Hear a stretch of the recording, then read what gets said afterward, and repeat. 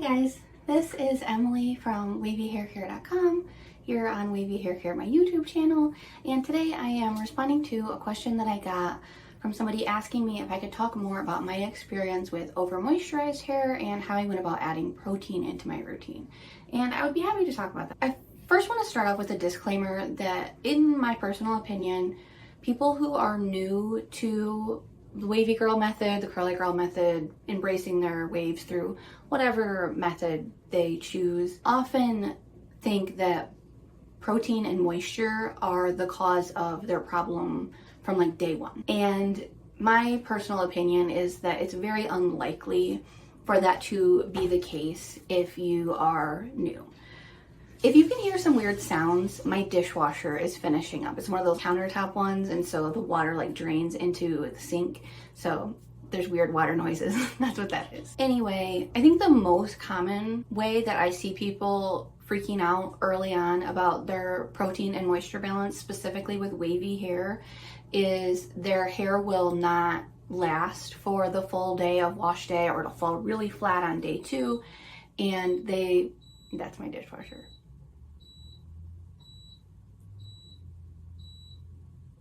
And they will have read somewhere that if your hair falls flat really early or your style doesn't last, that can be a sign of having too much moisture in your routine or needing protein. And while that is true, wavy hair is always going to fall flat sooner than like truly curly hair, like type 3 tight curly hair. And it's just the norm for wavy hair to be more delicate, to not hold its shape as well. And a lot of people with wavy hair, certainly not all, but a lot, have fine hair. And so fine hair just is a little bit weaker, has less of like its own backbone, so to speak. And so fine hair can also fall flat a lot sooner than like thicker, coarse hair. And I'm talking about individual hair strands, not how much hair you have on your head. Like my hair looks thick in the sense that like I have a lot of hair, but my individual hair strands are fine. And so that's something that I struggle with, is my hair does not have much backbone. If you are new to embracing your waves, especially if you have wavy hair, especially if you have fine hair strands, or if on the wavy spectrum, your hair is on like the looser side like mine is, where it's kind of swavy, kind of bridges that gap between straight and wavy, then you are more likely to just have hair that falls flatter sooner. That's just going to be the nature of your hair, and that in and of itself is not necessarily a sign that your hair desperately needs protein. The challenge with that is that in order to then learn when your specific hair does need protein, is you have to learn what your normal is. And that takes a while. It takes a while of just seeing how long your hair usually lasts, especially with different products.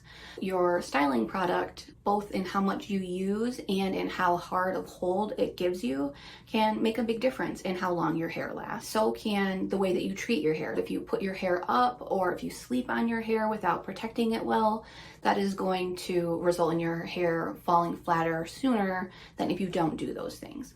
But you really have to like pay really close attention to your hair while doing different routines, and just get a sense for how long your hair usually lasts, or how flat it falls, how quickly.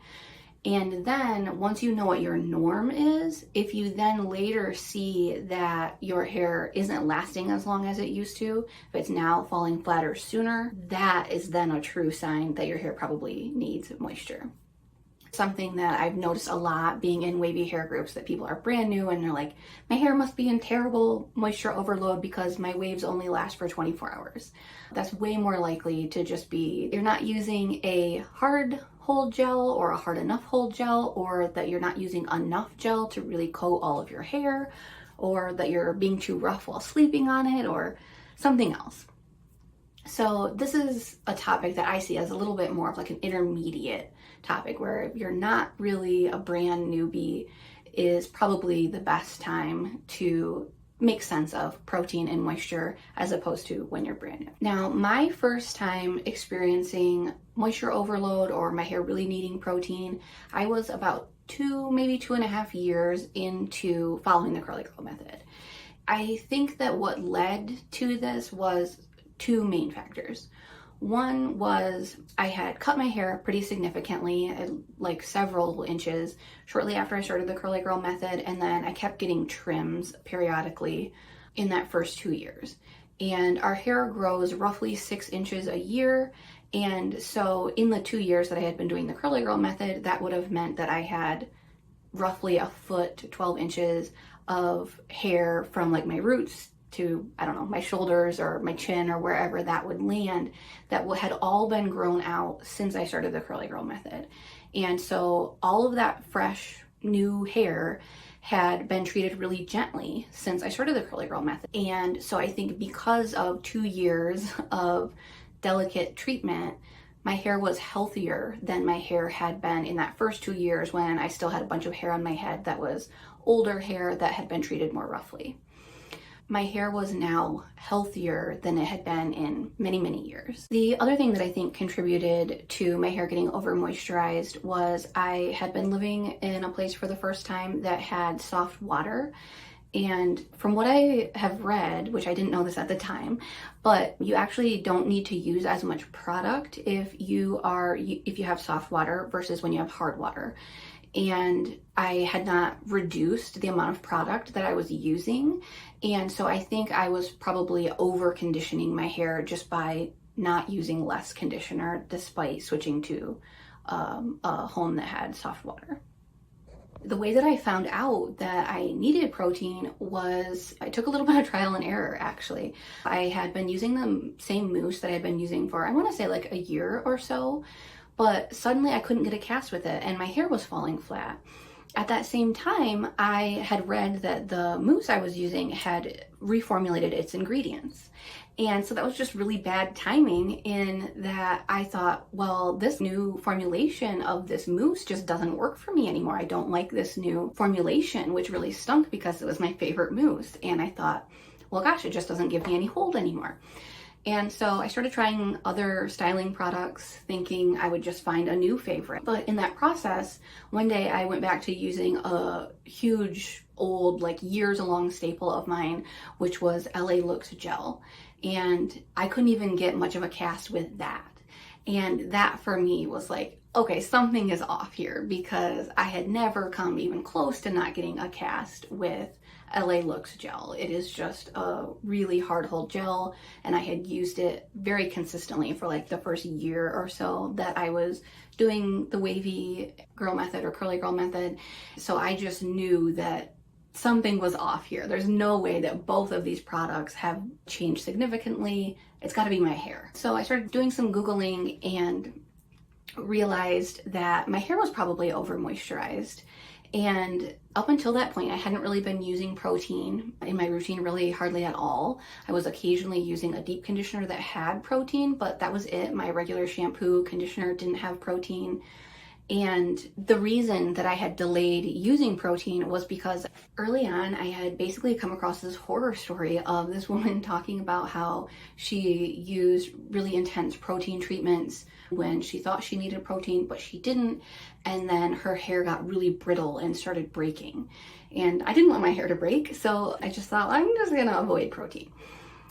But doing that for too long can impact your hair's styling, and that's kind of what I came up against. So I decided to start trying protein really cautiously, and I noticed that if I use something like a deep conditioner that had some protein in it, like the Shea Moisture Manuka honey yogurt something mask, that my hair felt better, but it was like a little bit better. It wasn't this dramatic change. It didn't like make my hair the way it used to be.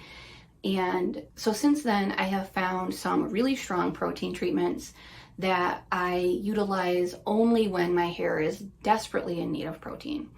And when I had my hair cut by a curl specialist, she shared that she thinks there's a lot of misconceptions around moisture and protein, specifically in that if a product has protein, people think that that will pull your hair more towards the protein end of the moisture protein spectrum. And in reality, almost all products that contain protein are balanced. So if it's not going to pull you either way. If the product is balanced, it's just going to keep you where you're at. And so if you are actually too moisturized and really need to pull yourself across the spectrum, you need something that is really high in protein. And this is a like quote unquote true protein treatment that will really pull your hair across the spectrum. And this actually has warnings on it. You can buy it at Sally Beauty, but it says it is intended for professional use only. So I think that does kind of speak to how like legit it is in a way. It's a super watery product. You put it on when your hair is wet and then let your hair dry, and your hair gets really stiff, almost like it has a cast, and then you rinse it out. It does recommend following it up with it's called a 2-step. You can buy, this is step 1. You can buy step 2. I don't buy step 2. I just use this when I really need protein, because the step 2 is just moisture. So we'll kind of lessen the impact of how much protein your hair has from the overall treatment if you use something like that. And then on days where I'm not like super desperate for protein, but I think my hair could use a little bit of a protein boost, I would use something like I mentioned, the Shea Moisture yogurt mask. They call that a protein treatment, but that's a balanced product. Or something like this. This claims to repair bonds in your hair, similar to something like K18 or Olaplex number 3, but I have listened to a cosmetic chemist podcast that claims that any of the bond rebuilding products, including Olaplex 3, despite it having a patent, are not truly capable of rebuilding bonds in our hair.